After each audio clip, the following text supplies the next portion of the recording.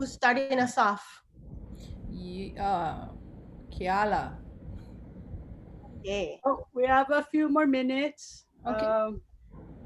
Yeah, we will have, we got some volunteers and some voluntold. And tonight we're gonna have our opening of our Mo'okuel house started by our very own Lohena Shepherd. And then our volunteer in cohort 8 stepped up for Yava'anui closing at the end is Navin. So mahalo nui. And yeah, so whenever we're ready, we can Olumua. Ready?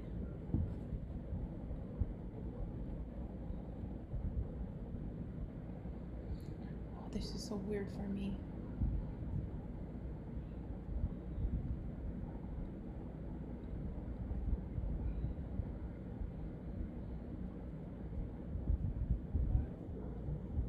Oh, you guys so quiet. You're making me nervous. I'm not even speaking. You're making me nervous.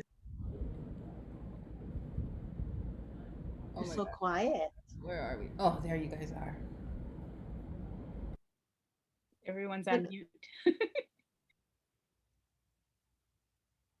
We're also trying to put this on the Facebook at the same time. So this will be a first for us without any of our extra community support like Kanai Okana and all those other groups when they do the live on the Facebook. So hopefully it works. And I think it'll be recorded so that any students that miss it or have some internet trouble, we can always utilize this in the future as a teaching tool. So that's pretty awesome. And I think what's, great about the, a couple of benefits of, if there's any benefits of COVID, I think there's been actually many, but one of them is that we're finding as much as I kind of dislike the Zoom, it's great because we can have people from all over. So like Uncle Kaipo, normally, right? You live in Vegas now. We wouldn't be able to have you right in the room with us, but here you are. And even Liz, Captain Liz on Maui, we'd have to fly to Maui or when you come here. But so this is, great. The students get to benefit greatly, I think, from these interactions. So thank you guys so much for being here tonight. I think we're like, if we're going right at 7, we're almost there. It's like 1 minute. I feel like we need a countdown clock. I was kind of hoping Kaipa would have like in the background, like a, Wheel of Fortune wheel or the neon lights or something like like he was in a casino or something, but kind of bummer. That's a good one. We gotta, next time, Uncle, we're gonna change your background to the Vegas Strip. Yeah, you can do all kinds of fun things with backgrounds too. Who has like Loyal's background? She has her kaula. Yeah. Mahea looks like she's in is that Hogwarts? Yes. Yeah. Christmas at Hogwarts. Christmas at Hogwarts. Anna is over at Kualoa. Got all different kinds. Okay, guys. Like we're behind the times here with our walls. I know. We're so, I'm lucky I got on here pretty easily. Awesome. Thank you so Liz, much. you should have been sitting in front of the winch, the towing winch. Yeah, it depends too. Like if you don't have like a new computer, then you can't do the virtual backgrounds and there's all kinds of little tricks, but all right, are we ready to roll? Auntie Keala?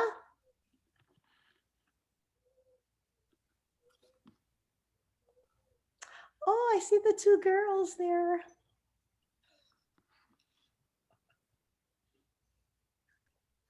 We're ready whenever you're ready. Okay, Lohena, you're up.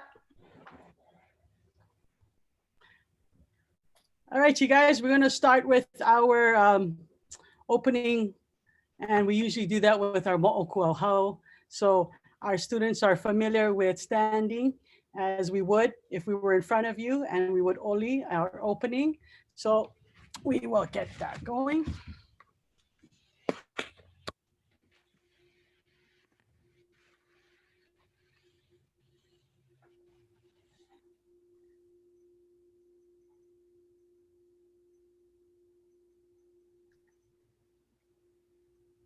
O hokole a kawahime o mau ke kane, no wuku lawa alawa a mai o makali'i he keiki he kia kahi. Holopu o makali'i ka moana nui a kia, alawa a mai o kanihuna moku ka pula pula he kia kahi. Kia aku ka maka I ka ālihilani a uli mai ka mokula. O kualoa ka aina o kanehoalani ka palina ana e hi'i. I ke ala pono e holu aku ai a ho'i mai. Me ka ike o kua moa e kau mai ne e mau mai ka ike a mau loa e.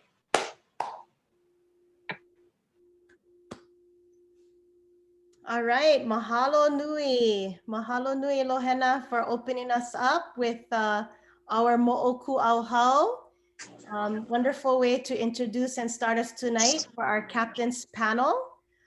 So excited to have our panelists here tonight. We've already been talking story in our little separate room, our green room. And yeah, I'm excited to hear all their stories tonight and for you folks to hear them as well and learn a little bit more about why they do what they do and the benefits of a career in the maritime industry.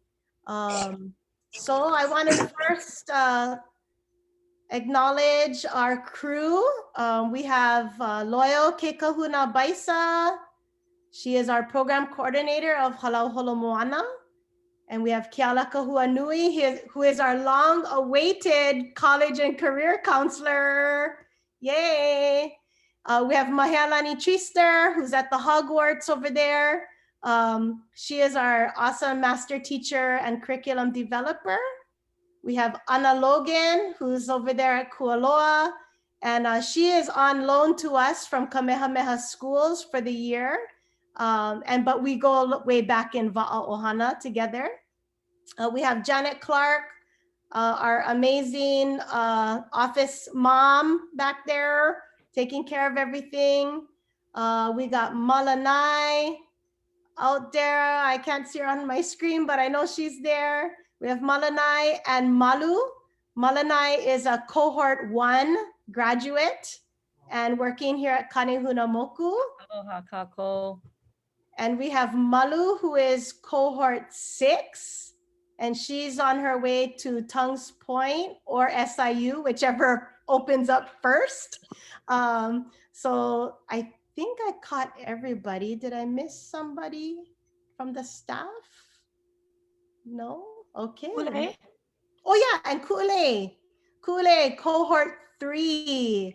And she is one of our interns and helps a lot with Hala Holo Moana. She's also in college. I hope she just finished up her exams so she can be stress-free this evening.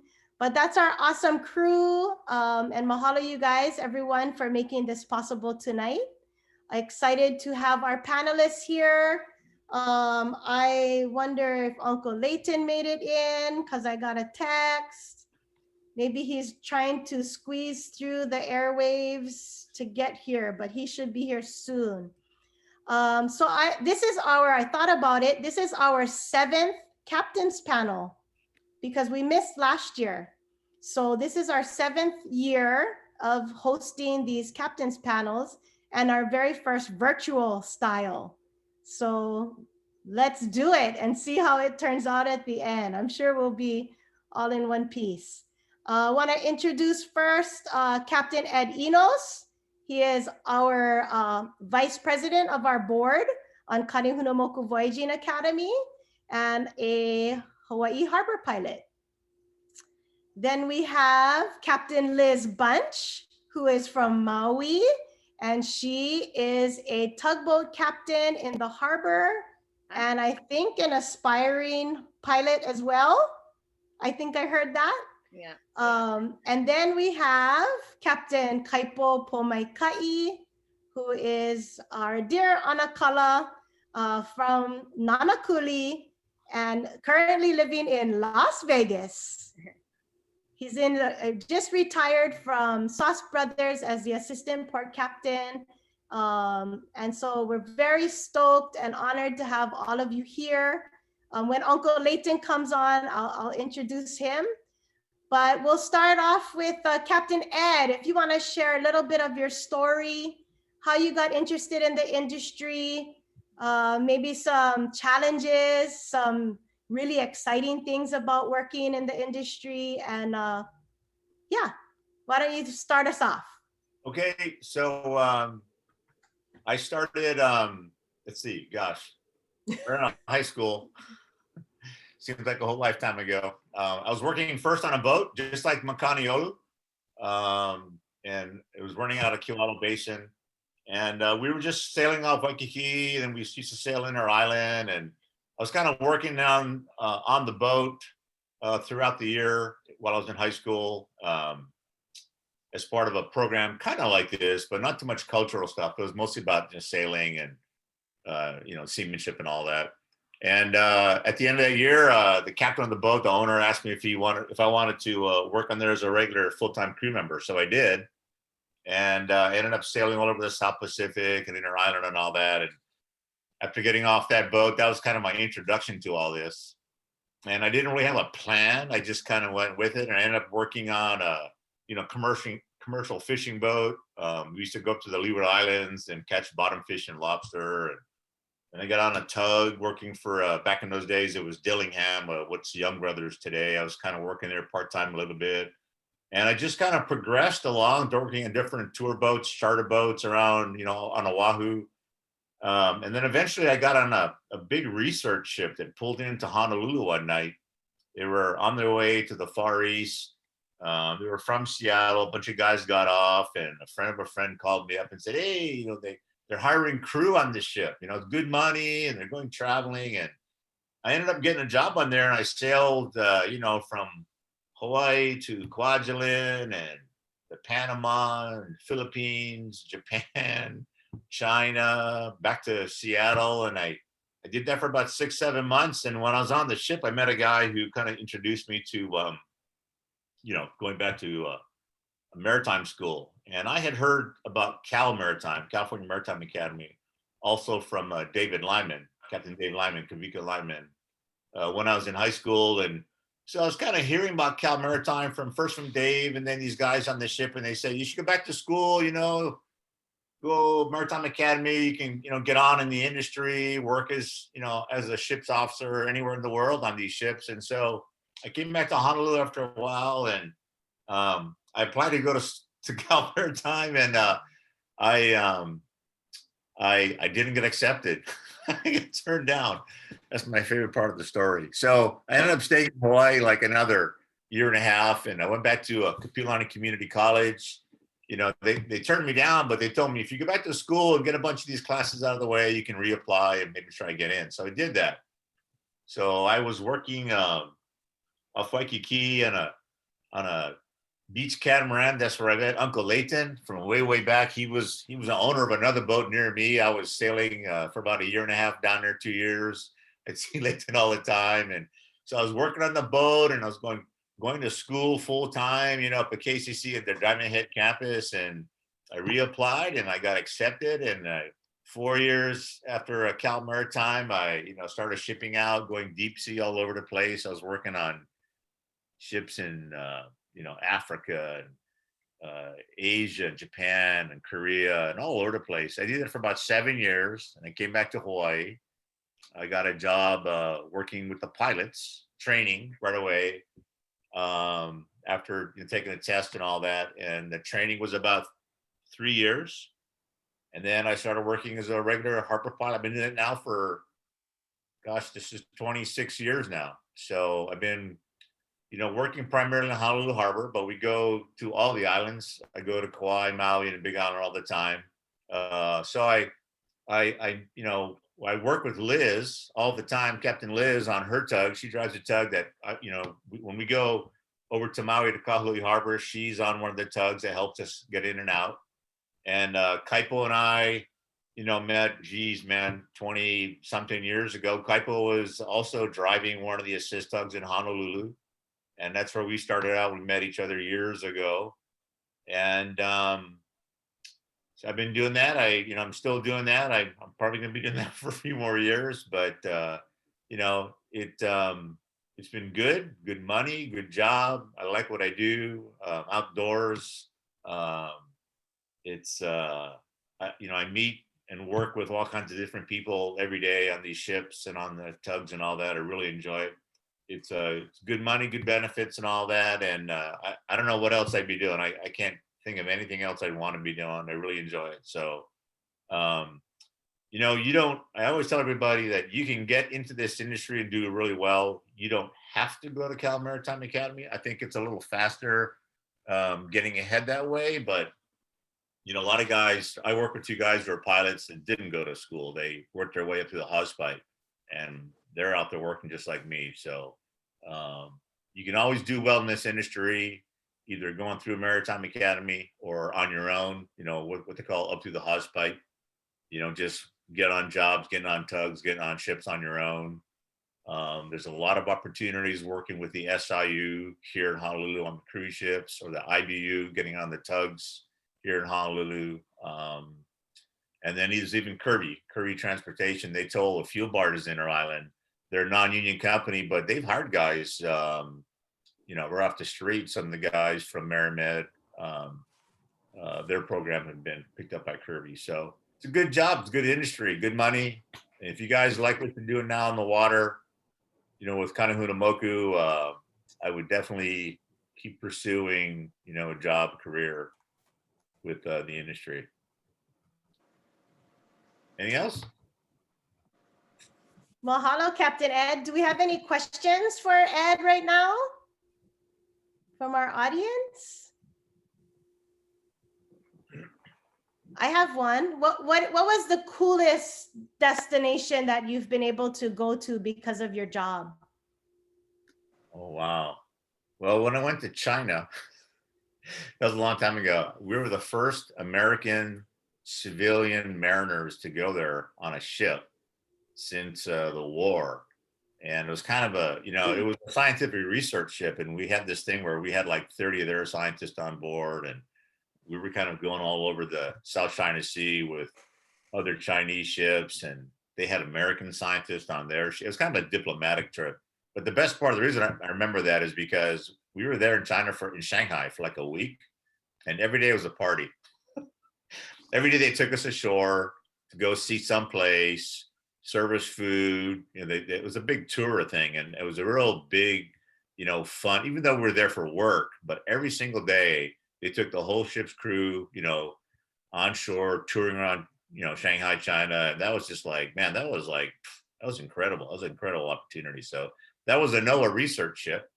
And NOAA has two research ships that are based in Pearl Harbor, right here on Oahu, and there's a third ship that comes here all the time from the West Coast. So they're a great place to work. Unusual, it's not cargo, it's research ship, but those guys go out to sea. There's a lot of local people hired on board. There's jobs in the engine room, jobs on deck. There's jobs, in the galley. They're big ships, a lot of crew and all that. So later on when you guys get out of high school, that's a real good place to look around for a career opportunity. Yeah. Awesome, mahalo. Okay, I see we have our president in the room, Uncle Layton. Aloha, Uncle. You gotta unmute yourself. Okay. Hello. Okay. Woohoo. Okay, this is Uncle Layton Seu. Hello. And he's our board president. And we're so excited to have you, Uncle, tonight in this captain's panel. You want to share? Of course, he's not a captain, though. He's different. Yeah, I get captain. I have captain for my catamaran. Oh, right. Okay, he's gonna share. Uncle, if you can share a little bit about your story and how you got involved in the maritime industry, and maybe some of the benefits that you've seen in your life of being a mariner. Okay, I can do that. Okay, mahalo. Actually, I was blessed because my counselor in high school, my junior year was Miss Elima Williams. And she know I surf, she know I go fishing with my dad a lot. She knew my family pretty well. She called me in the office and she says the FLCIO offers a scholarship to our maritime school in Baltimore, Maryland. And I had no idea what she's talking about. So she took me out at, if you know Kamehameha School, she took me out on a balcony and she pointed down Honolulu Harbor. And I was 17 then. And she looked, she said, you see those ships down there? That's what I'm talking about. She said, those ships bring in our food every week. And she went on and on to explain about the industry. So I did apply for the scholarship and I was blessed. I got it. So I went to Kelun MEB Engineering School. And I was one of the few students didn't take any breaks. I started at 18 and I got it by the time I was 20, 21, just made 21. I didn't take no vacations. I just want to get in, get out. And when I got out, I had my third assistant's marine engineer's license, unlimited. That means I could sail any ship in the world, any ship, any size, from the smallest boat to a carrier, and run a power plant. So I was blessed to go there and I graduated. Like when I got home, during our time, the Vietnam War was at its peak. So the first job that I got was at U.S. Lines to shuttle ammunition up and down the Saigon River. And and that time they needed engineers, they needed sailors. They were short-handed. So they paid us 110% bonus pay to run live ammunition up and down the river. So by the time I was 22 years old, I had plenty of money. And it was good fun. But one thing about marine engineering, you also can work at power plants like Hawaii Electric Power Plant. The Hawaii Electric Power Plant and the ship, it's exactly the same thing, just that the ship moves and a power plant is stationary. And with today's technology, they're working their way out of the steam plants. And diesel is a prime mover right now for power propulsions and for generating electricity. So being a marine engineer, you learn how to weld, to run a machine, to run a lathe, marine engineering, you get thermodynamics, you get boilers, diesel engines, auxiliary machinery. You cover everything that to run a city. Right now, I can walk into a Hawaii Electric power plant and know more than they do because the ship is versatile. A power plant is stationary.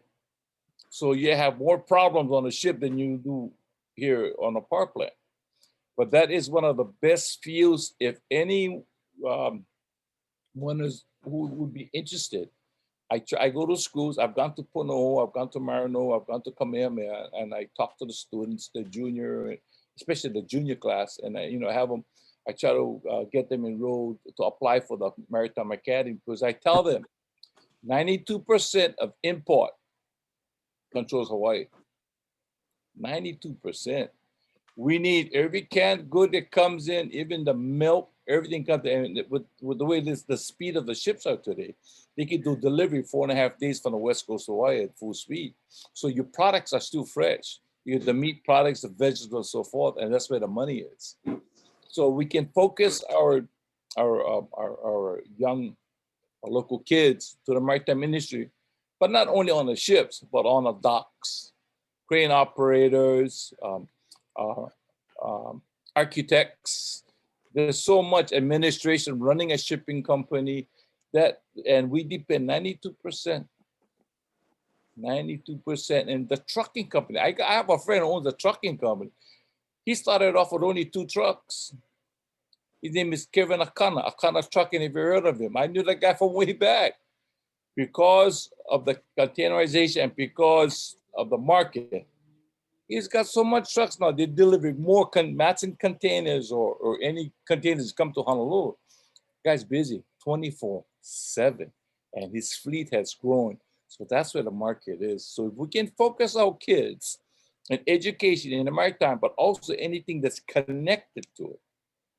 Like the machine shops. There's a machine shop on Democrat Street in Kalihi called Dang's Machine Shop. He's got about 21 lathes. He has the lathe, shaping machines, and a welding area. You go into the shop, who do you see? You don't see local kids. You see foreigners. That's what blows me, because they come in, he hires the cheap labor guys, that's the Koreans, those guys, they were, and the Pakistan.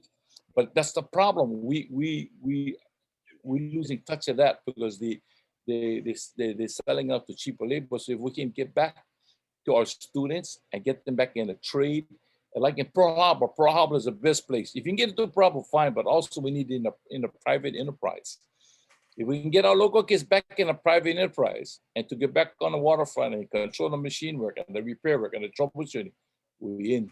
Because remember, we depend 92% of import, and somebody gotta fix a ship when broke. Awesome. Mahalo, Uncle Layton. Right. Maybe I asked Captain Ed, what was one of the coolest places that you've been to because of your career? Me? Yeah. I think the coolest is Vietnam. We used to shuttle 11,000 tons of live ammunition up and down the Saigon River. We pick up the live ammo in Port Chicago, in California. And we come down here to Pearl Harbor. We pick up more at the Lule ammo dump in Eva. We pick up live ammunition. We still deliver 11,000 tons. It was kind of exciting because, you still there? Yeah.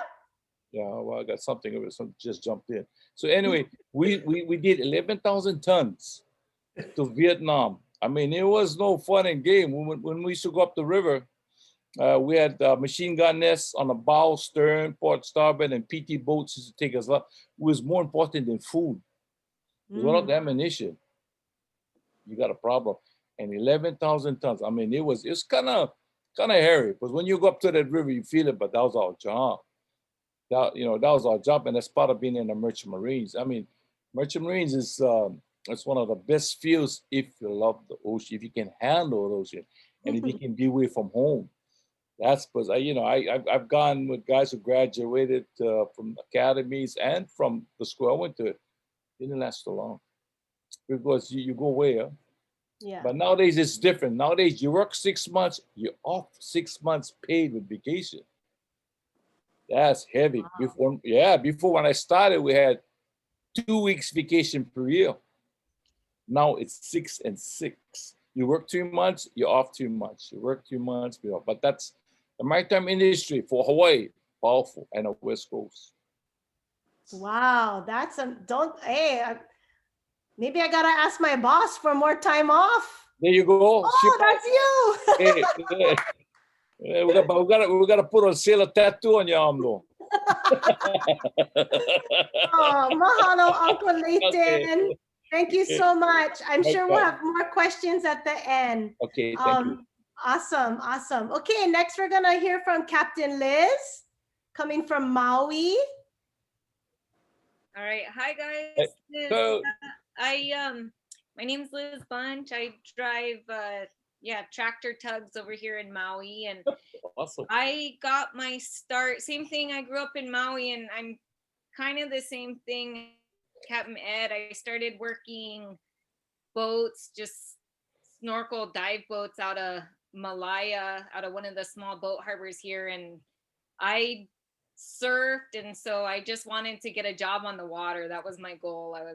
Loved everything ocean, so I got a job right out of high school, and I crewed sailboats, and I wanted to, I was here for a couple years, went to the community college, and then after a while, I just kind of wanted to keep going, and I ended up, just out of total luck, finding the Maritime Academy, because I wanted to get an education, but I wanted to work ships. And my dad was into aviation, so he always pushed, flying and piloting. And I was like, no, I'm all about the water. So that was my goal. And yeah, luckily I found it, and I just kind of took a leap of faith and ended up I grew up in Haiku off the grid down a dirt road with no electricity. And I ended up in Vallejo where it was,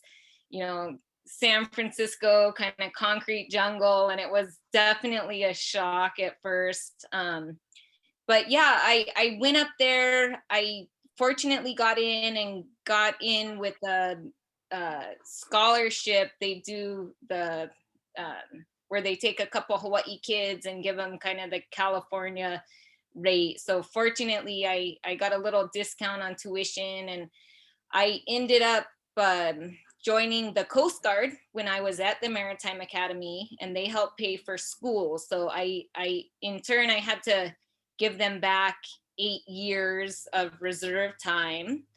But they helped pay for a bunch of my undergraduate, and then, with that WUI scholarship. And then, so it made it more doable. And then once I got out of the California Maritime Academy, I ended up working for Chevron, and I sailed oil tankers for a while up and down the West Coast. And I did the Alaska Hawaii run for a little bit. And then my daughter came sooner than expected, so I had to do a quick course change. And I have a 16-year-old daughter and a son. So I ended up doing some stuff in between there. I worked shoreside. I did some stevedore work, and I did like crew management for cruise ships, and I worked out of the M&P, out of the Union Hall, and I worked for the state, for the Department of Transportation. So I had kind of done a bunch of facets, and I couldn't do the office thing. So I ended up, I was actually back on Maui, and my husband and I run a sailing canoe tour too. My husband's a big canoe sailor. So we run a tour out of one of the hotels here. And, I was having kids and keeping my license current. It's a little harder, I think, in that sense, just for the female in the industry, trying to have kids and keep your license current. Which at the time, when I went to the Maritime Academy, I wasn't really, I guess, thinking ahead in the sense that I was gonna, settle down and have a family. I was like tankers for life, kind of on that path. And then, you fall in love and things change. But it actually worked out, for the better. We ended up on Maui, and yeah, I just kind of kept knocking on the doors. And I work for P&M Marine Services, and we are, we're Inland Boatmen's Union. And so finally they said, okay, there's a casual job as a deckhand. And I was like, they're like, you're overqualified, because at that time, I had my third Mates Unlimited license, and I had been sailing tankers. And I said, I don't care, just get my foot in the door. And just because on Maui, it's so limited. There's literally 6 tug jobs over here. So anyways, I got my foot in the door, and within a year, they had me training. And it was kind of just my boss, Charlie, he's like, if you can do it, you can do it. So, they gave me about 2 months to train, and it was just, okay, either, you can do it or you can't. So, and I remember my first job in Maui, I was going to assist the cruise ship, and the Matson barge was coming in, and they had an engine malfunction or something. So I had to do like an emergency assist on my first ever solo job. I was like, okay, I guess as we were talking back in the green room before we got on with all you guys, it's kind of one of those things, if the door opens, and you just gotta take advantage of the opportunity and make it happen somehow. So, and yeah, that was 12 years ago. I've been driving tugs for 12 years. And I'm kind of like Ed, where I fly in the sense, I'm based out of Kahului, but then they'll fly me over. We have boats on all the outer islands. So they'll fly me over to cover jobs in Hilo and Kauai High and Willy Willy. And then we do transit our tugboat sometimes to assist barges in Molokai. And then sometimes we just like transited back to Honolulu to get some repairs done on the tug. But yeah, you know, it's been an awesome career. I mean, it's driving tugboats, it's fun. And I think like Ed can say, you know, the assist tugs and the piloting, it's kind of the fun part of the whole shipping industry in my eyes anyways. You get all the ship handling and maneuvering and yeah, so I'm trying to follow Ed's footsteps, and I've been trying to work towards some pilotage up in San Francisco. It's a little different. Different pilotage groups have different requirements, and so being a tug captain, I don't have my unlimited masters, so I have to go to pilotage groups that take tug masters, which there's some nationwide. It's kind of varying as you go. They all kind of have different requirements. So but yeah, and Ed's been amazing. He's, you know, such a huge help with the next generation, and just so I'm hoping to do the same. So, you know, I just want to leave it open. If any of you guys ever have any questions or anything, you know, Bonnie, feel free to give them my number or email or anything. And yeah, so you know, just surfing basically led me to where I'm at, and it's provided a good career for my family, and I mean a good career for me and supporting my family, and super fun. And you know, I love what I do, and yeah, that's about it. Awesome. Mahalo, Liz. We do have a question. I think it's from one of the students, so I'll just read it off here. It says, you work for many companies in your career. Which job was the most challenging for you as a woman? Oh gosh. Okay.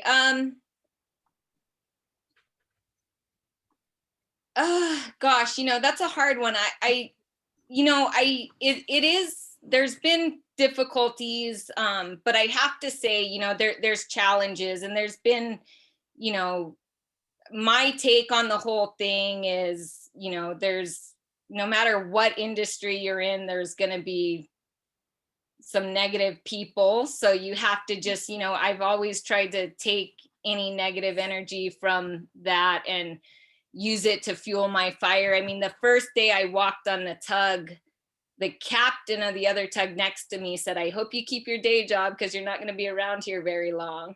And I was like, okay, like, so and you know, for me, I just like in my head, I said, okay, I'm going to drive this tug way down better than you'll ever drive this tug, you know? So. Hey, but that guy left before Liz did. So, you know, and then I think shipping in a sense was difficult, just that I was gone for 3 months at a time. I didn't ever mind I was the only woman out on a ship with 26 guys. And I never minded that really. I think the hardest part was just more being, I guess, a mom with my kids and being away, and you know, the hours on the tugboat can be pretty challenging because we, you know, just like the industry, it runs 24 hours a day. So, you know, I'm up at 2 a.m, and then, you know, it's like constantly changing, and I'm like, hey, did anyone get the memo? I need some beauty rest over here. But no one seems to care. You just gotta keep doing it. So but you know, I have to say, even with the negativity that there's been from a couple people in the industry, on the whole, you know, I've had an amazing experience. And I've like, as far as, you know, all my just co-workers and everyone in the industry that I've had. I wouldn't be where I'm at without tons of support from everybody. So for me, it's like you just got to kind of take it with a grain of salt, the bad apples that come through. And, you know, I mean, there's been way more support than the negative side of it. And you know, it's interesting because, you know, oh, like on my tugboat, I had people, you know, some people come up and literally they just said, oh, are you here just to clean the boat? And I was like, yeah, I clean the boat. They did tell me that. I drive it too. So, you know, they kind of, it's fortunately, but unfortunately, times are changing. And, you know, I guess like you don't fit, you know, they think of like some old salty tugboat captain with, you know, a beard and gray hair. And, you know, it's, you know, and hopefully I can, you know, I try to tell my daughter, she's like, I don't want to have nothing to do with boats, but hopefully there's some other girls that I can somewhat influence to just, you know, follow your passion. And, you know, I tried to do other things and it's just not as interesting. And, you know, ships and boats, it, you know, it keeps me going and I like it. So it's definitely, a good thing, whether you're, you know, female or male. And yeah, it's good. Hey, Awesome. Bonnie, can I say something real quick? Because I know Liz won't say this, but so she took a test. She took a very hard test. It's way harder than the test that we, the pilots in Hawaii, took. It's a very competitive environment. So all these guys all over the West Coast, everybody wants to be a pilot in San Francisco Bay. That's like the cream of the crop. I mean, those guys get paid more money than God. But it's hard. I mean, they're driving ships in the fog. It's really rough weather. I mean, they have to earn their money. But she had to take a written test against 30, 35 other guys. And then she had to score well enough on that test. And the next thing that they do is they put these guys in this big room. It's like a ship simulator. And they run them through a real life scenario. Like, and they do every possible thing that can go wrong on this like big computer video game. They throw at you and they want you to see how you respond. So you kind of have to go through that and like score better than everybody else. And she did that. And so she scored well enough to get on this long list of guys that, you know, they train 4 or 5 guys or girls at a time. And some of them don't make it. One guy that I know from, he was an ex-Matson captain. They kicked him out. He couldn't do the job. So, you know, they keep kind of going down the list. And I think of the list started at about 20 something people. And I think Liz is, you're like number 6 or 5 now, Liz, on the. Yeah. They're taking 3 more and then 2 guys. So hopefully by the end of January, there's only going to be maybe 3 guys in front of me. So I'm hanging on. I mean, that was quite an accomplishment that I think, again, unless you know what she had to do. Yeah. That was brutal, man. So Liz, you know, deserves a recognition for that. Awesome. Yay. Hey, Kepi, I got something I need to share. First thing off, Kapena Liz, you don't have to take crap from nobody. Yeah. My daughters, granddaughters, great-granddaughters, I give them the same spiel. I don't care what it is. You guys are already handicapped. And then you get in this industry and then you get idiots like you got who's telling you that is just incompetence. They're not safe in their own skin and they go out and they try to hurt somebody else. And you, unfortunately, was on that end. But I can tell you, if I had any vessel, I'd crew it with all women because you guys are articulate, you pay attention, you double check and check. My God, Donna double checks me every day and everything I do. But what I'm saying is this industry is long overdue for interjection with some really amazing and competent women. And it starts with Kanehuna Moku. It starts with this. But you, Kep, I've been on the tugs. I hear the stuff. And I know it comes out. And I tell you, if it comes across my desk, That guy better be on Admiral. If you're gonna talk about, he'll talk about you folks, about you especially, Cap, and all the other Wahinis in this industry, because you guys are like fierce. I would tell them, any mediocre male or even guy at the top of his freaking game, be very, very aware of what's going to happen in the next 10 years.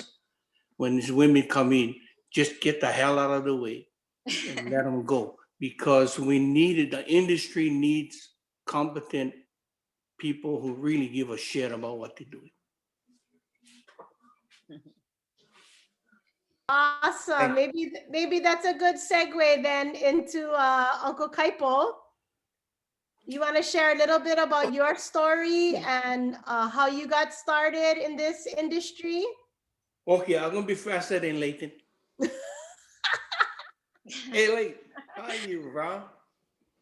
My name is Paul Kaipo Pomai Kai Sr. I am the son of Samuel Alona Kaupua Malietoa from the Ahupua of Waipio on the Big Island. My mama, Josephine Manini Pilelao Pomai Kai from the Ahupua of Kamalo on Molokai. I represent everything that came before me, especially my parents. I have 9 siblings, and we're all good. I come from Nanakuli, and just coming from Nanakuli, you're handicapped to begin with. So my father taught me that if you don't work, you don't eat. You lazy, you starve. All of how are listening right now, even the teachers, the educators, if you have a piece of paper, a pencil, write this down. If I give you anything tonight, this is what I'd like to give you. And it is, what have I done, comma, to better my life, period. That's it. Physically, spiritually, mentally, whatever you apply that to, you got to do better. If not, you're going to be doing the same thing you're doing right now, which is, I hope you're happy. Anyway, I started off actually as a cook. I went to Kabiolani to be an executive chef. I got to a point where I was all right, and I got out of Makaha Inn and Country Club and moved to Kauai. Worked the last year of the Hanalei plantation over there in Hanalei because I did not have no place to stay. I lived with my friend on the beach for a year. So I served Hanalei all year, all day, and went to work at night. Later on, I moved down. They closed Hanalei, went to Coco Palms, and then I worked for Mrs. Gusland Island Holidays, here at Amfac Hotel. And I ended up working for John Borrellis over at the Waipoli Sheraton Coconut Beach. And I was doing all that. I got up to the sous chef, but something was missing. So my friend called me one day and he said, "Hey, we got a wedding going up the river. I need a musician. You can give me a hand." I said, "Yeah, okay." So I went up and I played music on the Waialeale boat tours on the Wailua River and really liked it. So what I did was I got out of the evening food service and took a job as a cook, a day cook at the Sheraton. And then I worked on a river part-time in the afternoon. The captains on the boats wanted to play music, so they'd give me the guitar and tell me, "Go play music, I like driving the boat. Give me your guitar. I like playing music, you go drive the boat." So I ended up doing that. And then I got good at it, and I got busted by Sonny Waialeale, who told me that you gotta have a license to drive my boat. And because I didn't have $1,800, which is what Pacific Maritime was asking with Captain Alverson and Dottie, Sonny said, "Okay, I'll pay for your class. If you pass, work for me a couple of years. That's all I want. If you fail, you owe me $1,800. So this is how I ended up starting. And I got my license. I actually started as a deckhand with him in 78. And then worked my way up through the house pipe, through different maritime schools. I got my 1,600-ton master of tugboats. And I love the tugs. They're different animal, different breed. They're actually alive when they start up, and you just feel the metal under your foot. About everything is working towards where you're going and what you're gonna do, what you're gonna get done. But as a young kid from Nanakuli, it was hard. I had to push extra hard to study, to learn, to get ahead.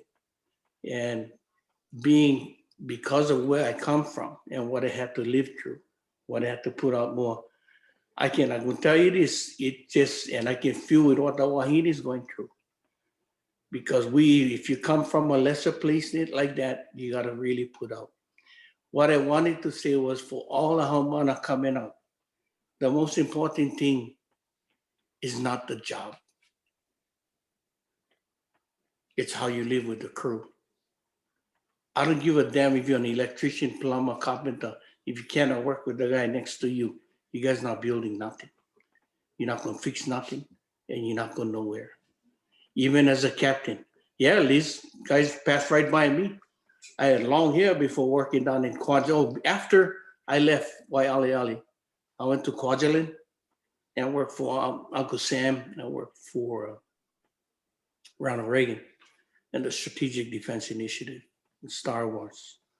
They're shooting rockets from Vandenberg. We're intercepting it in Kwajalein, firing lasers from Maui, shooting rockets from Barking Sands on Kauai. That was the Pacific Theater. And I worked for them. I saw how much the government expends on defense. And the money was amazing. But the toll on the Marshallese people were great.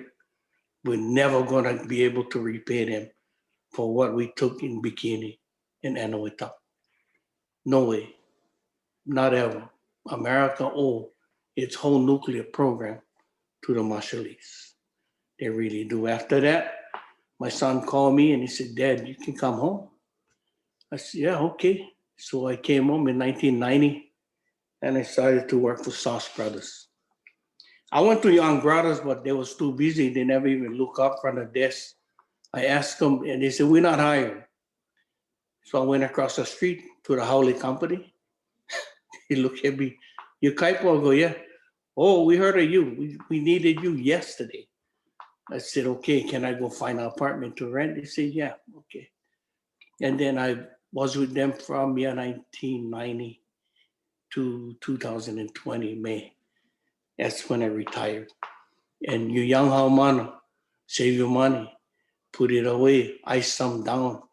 Because when you move to Las Vegas, you're on 55 and over community, you're limited with your resources. But what it did was this industry provided not only a good income, not only an amazing retirement, it allowed me to work with some incredible people. Bonnie Kahapia, I worked with her uncle, Ronnie. I knew that girl from a long time. She was young when I heard she got her first license. I told Ronnie, right on. And then you watch these kids come up with the Waianae Maritime Academy, what Donna and I did for 222 students who are now captains, engineers. Some still working midweek.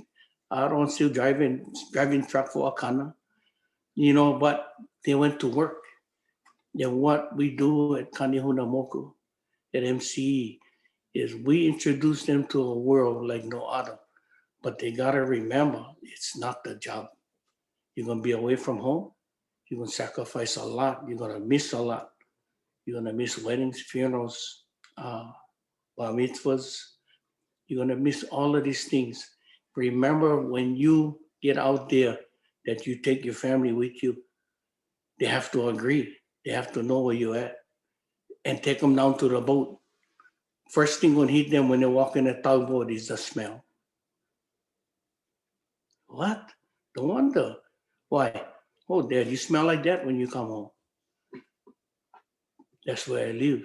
That's where I work. But if you take them and you show them where you live, where you sleep, what you eat, and on a tugboat, on a moving platform, that is your livelihood, you're going to feel good when you walk out the door and they're going, yeah, all right, my father, you're going to work. So You guys remember, what have I done to better my life? Keep bettering. Take people with you who it's not so fortunate. Tell them where it's at. Tell them what they gotta do. Stop smoking dope, stop drinking, and go work. Because otherwise you're gonna be down by the corner with Junior there for the rest of their life and yours. If not, you guys be writing letters to each other. So what I'm saying is, after 41 years and retiring, I look back and regret nothing because I had fun doing what I did. Liz is absolutely correct.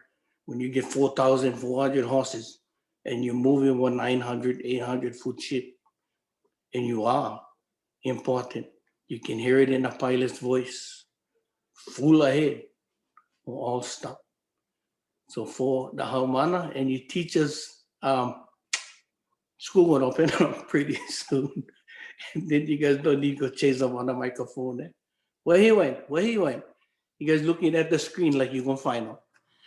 Anyway, what I'm saying is be good, be kind to each other, listen to Uncle Layton, and then freaking listen to Ed, because he's gonna point you in the right direction. And Liz, tell him don't give you no shit. I'll go over there and lick him. Oh yeah, thank you. Love you guys. Oh, mahalo, Uncle Kaipo. That's great. Oh, mahalo, everyone. That was such wonderful storytelling and sharing about some amazing careers. Some that are mid-career and moving on to even bigger things, and others, our two uncles that are in their retirement. And I just looking behind Uncle Kaipo, get all his little, all his books. I'm thinking, man, he probably read every single one of those books and things that he's collected on his travels. And then And behind the clock is from an old army tug I Oh. got in 1984. Wow. And then I look behind Uncle Layton and he get all his Mea Hawaii there, his Kamehameha. And they're like in their retirement, and we got Ed and Liz who are just right in their careers, with kids and all kinds of things. So what a great, range of people tonight. Uncle Layton, you wanted to say something? Oh, I lost you guys. I lost the picture. You can hear me. Yeah, we can hear you. Well, being born and raised on these islands, we depend on 92% import. And most of the students or young people don't understand that. And until someone shows them, actually grab them by the hand, take them down to the harbor, or look from Kamehameha Heights and point down, say, this is how your food come. And then they'll understand. Because that's the way I was taught to come into the maritime industry. That actually a guy took me on Kamehameha schools. My junior year, I was on Pakeha, and my counselor, Miss Elima Williams, she pointed down at Matson and said, that's what I'm talking about, the maritime industry. And she was the counselor that opened the gate to my life and to my retirement as a maritime employee. Now, as far as engineering is concerned, when you become a maritime engineer, you can run a city. Running a power plant on a ship, you're running a city. And it's harder than running Hawaiian Electric power plant. Hawaiian Electric power plant is stationary, and you get plenty of help. In the middle of the ocean, you know more help. When she goes down, it's all on you to fix it. And that's where your experience and your knowledge and your patience come in. Mm. It's the most important thing when you become a sailor is patience. Don't lose it. Think about it before you make a move. Because when you're in the middle of the ocean, when you make a move, it's going to be critical. Nobody out there to help you but yourself and your crew.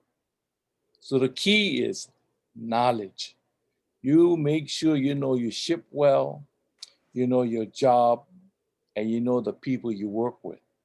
And you can tell your crew, you can see who's the good ones and who the kalohe ones. You figured it out so quick. And the Kalohi one is the quickest ones. They Kalohi, but you know, they react fast. That's the guy I watch. Every time I get a crew member come aboard, I always look at the personality. I look at the last name. I see the last name. It's okay. I might know this Ohana. And then I watch his action. You can tell just by his personality how good of a sailor he is. And you don't have to go college for that. The most look at the CEO for Alexander and Baldwin, Mr. Bobby Pfeiffer. He started off as an ordinary seaman. He worked his way all the way up to captain, and then he became the CEO of Alexander and Baldwin. Now that's my mentor, and it always was a mentor, because here's this local brother from McKinley High School who started from the bottom and became a top dog for Matson and Alexander and Baldwin. That's what the goal is. When you go out there, you focus. You focus what becomes you, but there's a lot of also distractions now. We like play too. As soon as the ship tie up down the bar, good fun, Meliana, eh. But that's a sailor's do. But control it. The key is control. You can do all of that, but you have to control. In all my years going to sea, man, I've been drunk plenty times. But I come back, you out sometimes, hey, right from the bar, right into the shower, and I gotta go and watch. Drink about 10 cups of coffee. But it comes with a job. But as you get older, then you begin to realize the responsibilities and people depending on you to bring that container over here, that the kids are waiting for the Kellogg's cornflakes to arrive in Honolulu on time. Timing is the key. You gotta keep the thing on schedule, especially today with the shopping malls and Safeway and all the stores depend on Matson to bring their box of goods on time.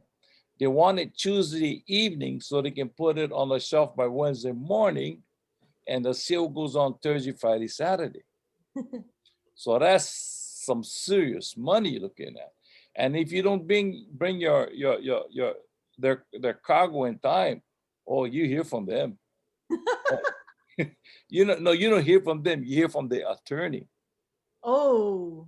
That's how you get the phone call from the attorney. He calls the CEO. He calls our president. He says, our box came in 2 days late, and then it was refrigerated cargo. Even though the meat is still good, everything was at ambient temperature, but we did not do our promissory. But we didn't bring his filet mignon on time and on schedule, so he missed the sale.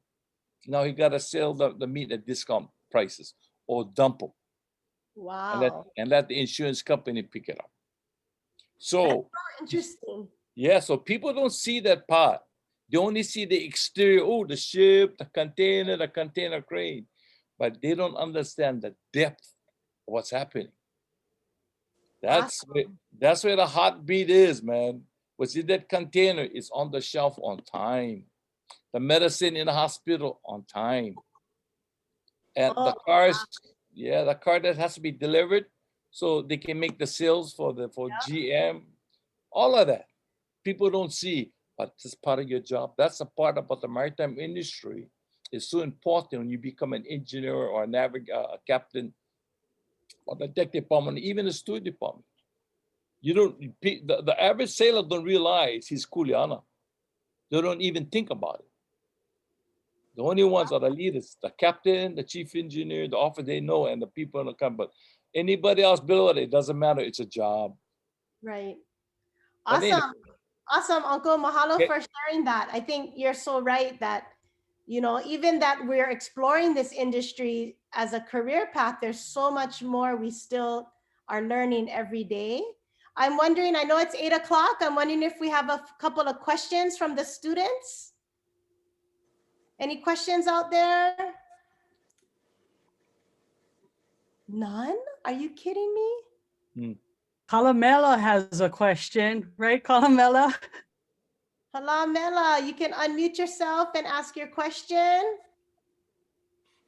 What kind of souvenirs do you guys have from where you've been to? Broken heart.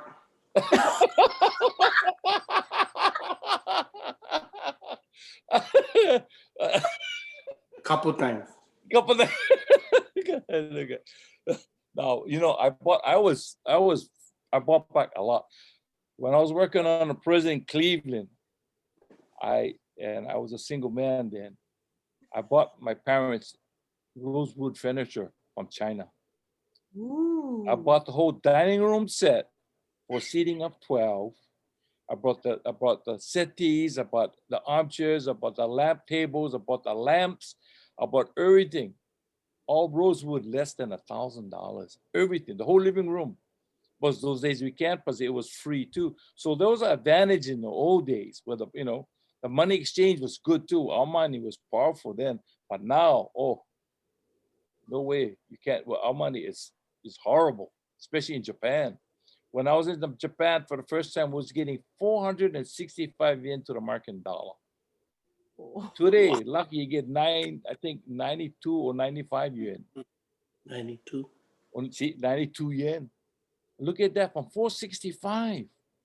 That's how bad the United States of America is. We got a problem.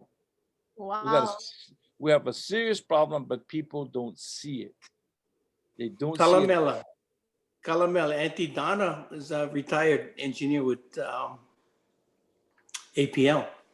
And some of her stints too was on the north. And she brought home like dried walrus, whale blubber, and caribou jerky. And like that was horrible. It was, but if I never taste them, I couldn't tell you it was really bad. But she brought me home some nice like fur bags made out of all kind of stuff. So yeah, you get some pretty neat stuff. Go Marshall Islands and get wooden fish, glass balls, all kinds of stuff down there. I think some of the I don't really have too many souvenirs anymore, but I tell people that some of the best things that I got from traveling around sailing was just the memories. Yeah. The memories of one of the things, and I know everybody like Leighton and Liz and Kaipo can say the same thing. When you travel, you see things around the world that most people never see. I've been to places like Singapore and Hong Kong, really modern cities with lights and super tall buildings, and everybody's driving around in flashy cars.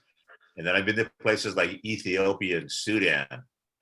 Just they're so poor there. I mean, I was on a ship taking food there. Going to Eastern Africa and seeing the difference between the most ultimate poor people in the world to the most ultimate rich people in the world, and then everything in between that's the kind of stuff, those kind of experiences you have when you're working in this kind of industry. Going away from home and being away from your friends and family and all that, sometimes a lot of guys don't like doing that.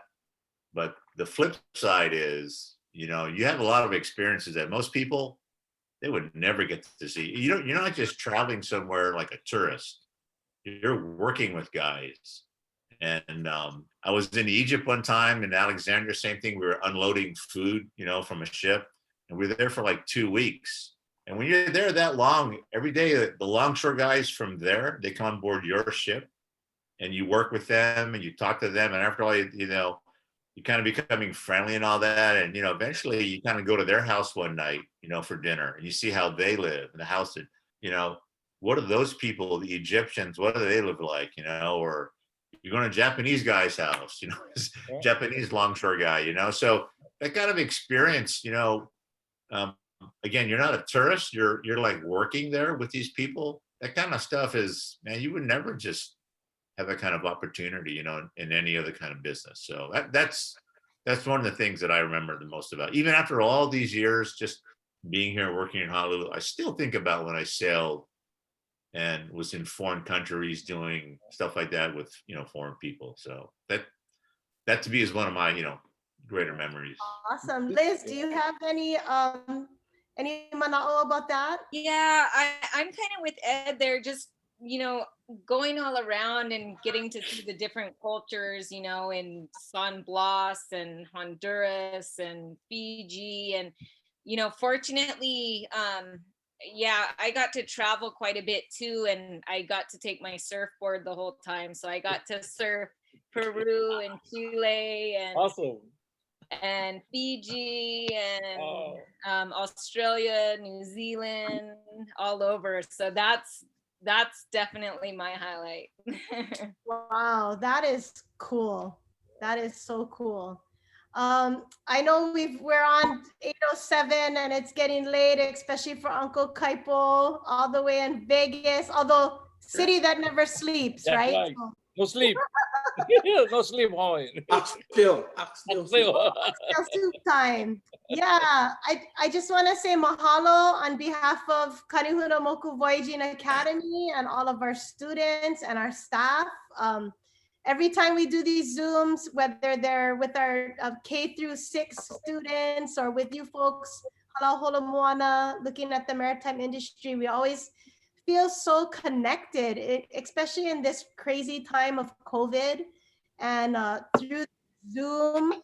But the connections are so strong. And I just feel like you folks shared that when you talked about the crew and how you create that community around the world through the ocean. And really that's what our ancestors did, is they connected us through the ocean and through voyaging, through our traditional practices all the way till today in our modern times in this maritime industry. And helping young people to find that connection and to allow it to grow and to show them these opportunities to have a career on the water. And the four of you are such great examples of that, and the success and balancing family and community and being able to do all of it and make it to the retirement goals, which Uncle Kaipo and Uncle Leighton enjoying their retirements. And Uncle Leighton, he gets some nice cars and family and lots of grandchildren. And Uncle Kaipo, he's in Vegas and traveling. You get one van, and so just I think it's so great to see the different the whole lifespan of being a mariner. And we're so appreciative of your folks' time, and hopefully we can do this again and reach out to you folks in the future to connect with some of these students and help them to find their way as well. So I think with that, we will end it, and we're gonna have a closing from Navin. Awesome, mahalo Navin. If you're ready, you can unmute yourself. As you know, we're gonna close. So kui luna hamana. We're gonna close with Yava'anui, and mahalo to our most recent cohort, Navin, for leading us tonight. Mahalo.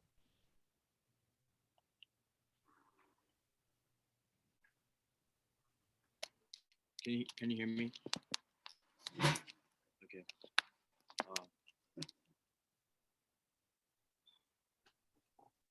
For human.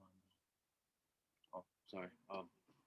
Yava anui, yava aki aloa, yava apeleleu, alele mamala, amanuo uka, amanuo kai, iivi polena akauka hoku. Akaui kamalama apaikula. Amama wanoa. Mahalo. Aloha kako. Have a nice evening. Pomalie. Mana, you can unmute, and mahalo to uncles and aunties. Mahalo nui, everybody. Mahalo nui. Thank you very much. Thank you guys. Uncle Kaipo, I like to talk to you. You good? Okay. Love you guys. Shoot. Okay, Kaipo, you take care, man. Yeah, you too, Ed. Take care, man. Okay, Leighton, good to see you again. Okay. We got to get our holiday too. Yeah. Okay. Yeah, late. Yeah, Okay. Hey, Liz, I'll see you in a couple of days. For sure. Thanks, Liz. Thanks, I you wanna guys. go Happy to holidays. Aloha. We're gonna call you Hello, up, okay? Liz. Hey, Liz. Liz, I'm from Yeah. Haiku. Yeah, me too. I can probably hear you. Awesome. Bye, guys. Thanks. Awesome job putting that together. Thank you so much for your time. Really. Of course, anytime. Perfect, perfect. Mahalo. Bye, guys. Great job, Cappy. Good night. Thank you, Uncle Mahalo, Kipes. Uncle Kaipo. Mahalo, Nui. Aloha. Hello. Aloha, you folks. You guys are good with this tech stuff, Uncle. I know. I'm thinking maybe we gotta have Christmas party or something. Oh my Oh, here we go. We're going already. You go come pick You know us me, up I from like the party. car. I think all you guys go lunch when you guys ready. We go. Okay, we go, I'm Uncle. serious. I'm serious. We'll get on the we Me eat too. something. Dude. My treat. Okay? Okay. All right. Okay. Uncle. All right. Hey, nobody like get off or what? Nobody like get up. I'm trying to get off. I'm pressing all my buttons. It ain't happening. I They cannot took the listen bucket to over that. there. This photo. Hey, the engineer cannot get off. Yeah, You are midnight. banned, that's why. Midnight, I'm going here. Kaibo. Kaibo. They say, get off the damn Kepo, ako say Kepo, go inside me. Oxtail. Just stop the Facebook. Some Facebook. Okay. Okay, aloha. Aloha. Aloha to Auntie. Aloha. Now, Auntie Dana, I said aloha and mahalo Will- for all her help today. Oh, yes, I will. Thank you. Aloha. Aloha. Mahalo, Uncle Layton. Okay. Malo, see you guys. Okay, late. Okay, bye-bye. Call me. Yeah, I'll call you up. Go eat. Okay, we go eat, Uncle. Yep, for real. Holiday. I'm ready. You guys give me a day, and then we'll get everybody together. We'll go find a place. We'll go have a holiday lunch. Okay. Okay. I'll call you up. Thank you, Okay, Uncle. Okay, get everybody together now, Bonnie. Okay. Aloha. We'll do. Yes, boss. Okay. Aloha. Hey. Right on. What? OPO, you guys got some more questions now? I was like, oh, they think they have questions. They don't want to leave. They're Did you going to guys lunch with Uncle Layton. guys enjoy that, Lilia and Kalamela and Navin? Yeah, Yes, that was good. Thank you. Cool. I love it. I had instant regret after I asked that question. No, that was a good question. They enjoyed the question. That was a great question. He's being honest. Yeah. Kalamela, technically, they are touring when they're on duty. That's what they call it. It's touring. There's a lot of heartbreak when they're young. When they're young. Yeah. They're super. Uncle Kaipo is super. The two uncles are so special. Thank you for leading our Oli tonight too, Davin. I didn't have to twist his arm at all. Good job. That was awesome. No, Kalawaya goes, Navin has a really good chanting voice. I think he should lead it. That's cute. And Liz, I mean, I hate to say it, but what a badass, right? Yeah. Isn't she amazing? Yeah. Where did we find her? And she's like super strong. Like she's like buffed out and she surfed all over the world. I'm like, yeah, she's Our surfed the hero. world. That's She amazing. works for PNR, Water Taxi. She works for Uncle Charlie. but we know Liz through Ed. Yes. But Liz's husband and I were friends like growing up. I mean, not growing up, but like college age. Yeah, her husband is Sage and he sails for Young Brothers. And they both went to Cal Maritime. Yep. They were our She was support. so good. We went to Maui. We took the film to Maui. The Yeah. Halau Moana film to Maui, and they were And then- the support for our Lahaina showing. Like Right, they had and the then when whole screen up and everything. So they I were was there to there for answer. that one. we Yep, they were connected there. them to we connected Liz to Hi'ile when she was trying to decide if she was going to go to CMA, and then connected with Guile too. So they got a little Maui, Maui Mariners group going on. Mhm. Loved Do you her. have I other just questions, was Navin? Oh, huh? Sorry. Do you have What any was that? other questions? Oh, do we have class Saturday morning? Did you look at your schedule? No I did. class. I gotta go Christmas shopping. She gotta go buy us present, the boss. She will go Uncle Layton buy us present. No, not No, this weekend. You missed it last weekend, buddy. Oh, he was there. He was there. Oh, sorry. Uh, I wasn't there. I don't know. Only yeah. No, I think he was there. No, No, I was- Navin, not next week. We'll begin again in January. Again, the first 2 Tuesdays of every month. Sorry, the first 2 Thursdays of every month, we will be doing our Zoom sessions, and the following weekend will be our in-person training. Second Saturdays. I told you about that I couldn't make the in person yet because of the rules up at the school. Correct. You will be dorming. Yeah. Yes, we did Sorry. discuss that. Yeah. We're gonna try and talk to your dorm people and try and spring you out. Auntie knows people. She know people. I only know the janitors. We'll figure it out. We'll meet you by the stairs and you jump in. Break out. Yeah, but that's it for the evening, Navin. Any other questions? No, I think that's all I got. That was really good. That was really nice. I like. Was it Uncle Donna? What is Uncle Donna? Is that his name? Kaipo. Uncle Kaipo. Uncle Kaipo. I liked his response to what he said. He's I the really- bomb. Yeah. Nevin, were you the one that said I'd like to talk to you, Uncle Kaipo? No, that was Lama Cool. Oh, Lama Cool. Yeah. Well, excellent. So you have a lot to write in your journal. Auntie Kiala had posted your journals up in Classrooms. So please go over to Classrooms and then make sure to complete your journal. She did give you guys a due date of Saturday also. I saw 12/19. Is that correct, Auntie Kiala? Make it quick or else you're going to forget and you're already on vacation. So get her done. Yeah. All right. Right on, huh? Navin. You Thank have a you. good evening. Ahui ho.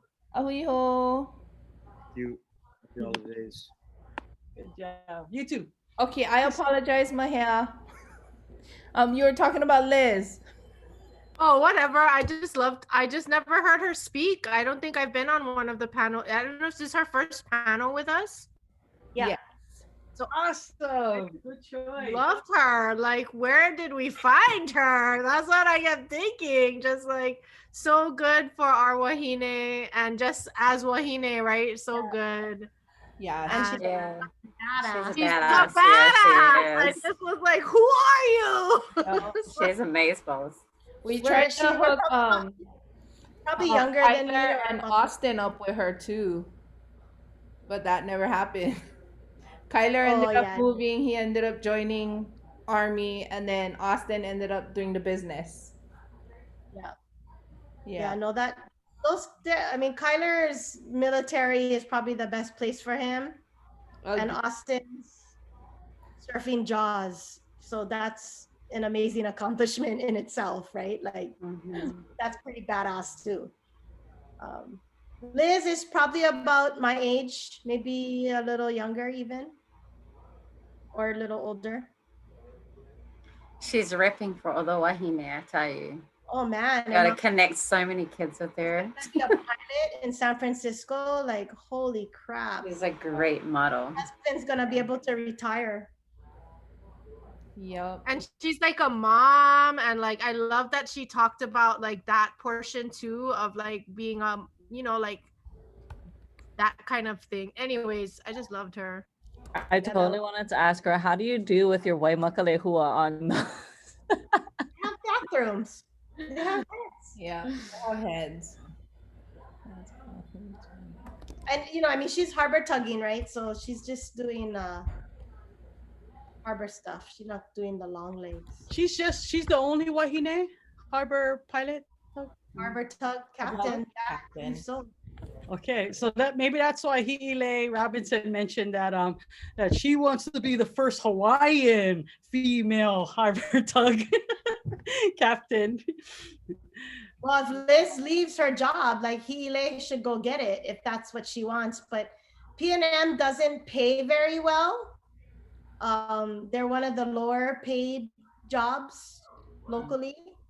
So, it depends what you want. You want to work at home and have a harbor tug job where you're based in one place, or you want to go far and make a lot of money. It's just you want to run ammunition up the freaking river and almost in Vietnam and get shot at and almost die. But you come home with choke money. Right. He told me that story when I took him to breakfast a couple weeks ago. And he said after one of his other ship that he wasn't on blew up, then he was like, okay, I'm going home. This is too dangerous. Like, frick. After it blew up. Yeah, after it blew up. Then he was like, oh, too dangerous. And he said, why did they blow the ship up for? They should just steal the ship and then take all the ammunition. I'm like, yeah, that makes sense. Do you think they ever snuck over like fireworks and stuff? I mean, I feel like the uncles were pretty naughty back then. Oh, Uncle Layton, guarantee he had the containers of freaking fireworks. Yeah, the best New Year's. It sounded like he snuck over the $1,000 set that he bought too. He never said, but he was like, it's free, and like, oh, okay. Oh, they can ship anything, those guys. Back in the day. That's so even when Kanehunamoku used to go to Big Island, my dad would, actually even before when I used to go for Makali'i, my dad would go, you want to send your truck? And I'd be like, yeah. And he'd be, okay, I'll take it to work tomorrow. It'll be there on Friday. And I'm like, what? So I would just ship my truck to Kauai High and then ship them back when we'd be pau. And then Kamale Ayuen, she was a halal kumana. Do you remember? No, do you remember her? Kamale? She lived Kauai now, but her dad was a big boss at Matson when my dad was still working there. And he would ship he goes, bring the vans down. I'll put them on for you. So he would ship our vans for us as well to Big Island when we used to go at Makali'i. So we would ship the canoe and then we would ship the vans. So we never need rent vans. Everything would just go and then it would all come back. The HCAM Puka seat vans. Wow, they were kind of nice then. Then they got gross, but yes. And then you could load up the vans with all kinds of stuff, right? All your gear. Yeah. Only one time they ripped off all our lures, but other than that, yeah, we put all the kids' gear, tell the kids, pack your bag now, and we'd pack it all into the van. Our whole camping gear, the 20x40 tent, everything. That was the days. But yeah, before there was a lot more flexibility. Now it's a little bit less. They used to drink and everything on the job. It was crazy. Love Anyway, the uncles too. They're so right? hilarious. Oh, looks like we got at least 3 kids to bite the hook tonight. At least. That's awesome. I think we might get chance, might have more.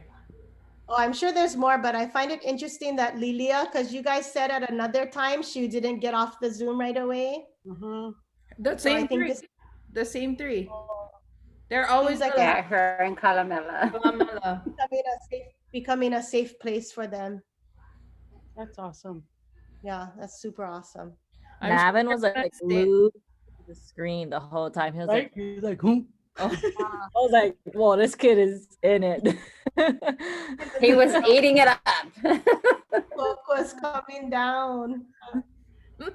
I think we might have put them over the fence, you know? Awesome. I love it. Yeah. Awesome. Yeah, like I kept kind of checking the Facebook too, Janet. Looked like we had between 15 and 18 people. You want to share, Auntie Janet? Yep, we had 18 at the end, and everybody was saying mahalo. And Auntie Tammy, of course, was so nice about everything. So Awesome. I'm happy that it worked. Thank you for managing Facebook and monitoring the chats. yeah, that was and fun. making sure to share all across the board, everyone. I think that was helpful and awesome. I kept seeing Mahel's post and Mala and I shared. So, yeah, I kept going back and forth and trying to manage it. And then it was awesome. It turned out great. Mahalo team for showing up tonight. Definitely needed all of your support.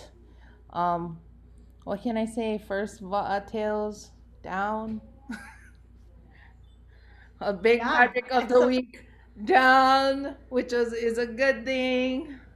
Yes, and mahalo Kiala for managing the Haumana.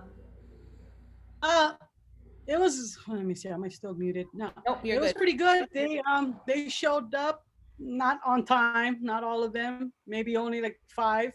But we had about 6 from cohort 7 and 10 from cohort 8. Who was missing From 8?